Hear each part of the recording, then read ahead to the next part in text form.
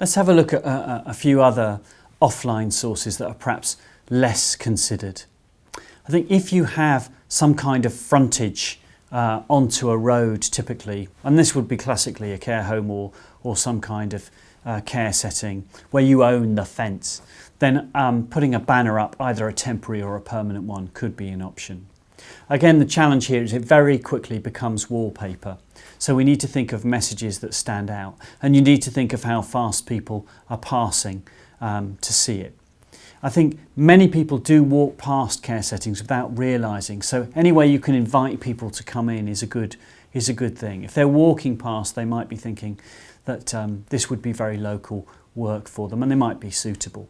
So banners if you can, but you need to change them around. Another great little idea are recruitment cards, like the ones you can see here from Helen Sanderson and the wellbeing teams. Beautiful designs, very inspirational messages, and on the back somewhere a call to action and ability to contact the organisation.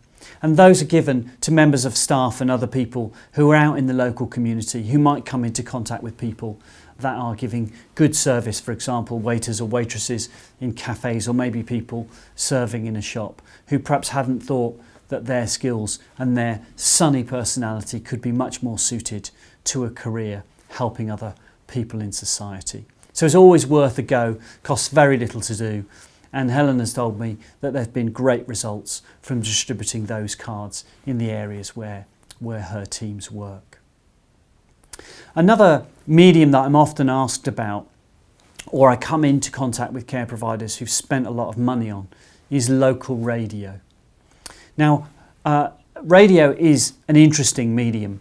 It's very expensive for a typical care provider to use, and of course often, certainly in the UK, the targeting isn't as good potentially in terms of the tightness of the geography or the types of person listening as we would like it to be.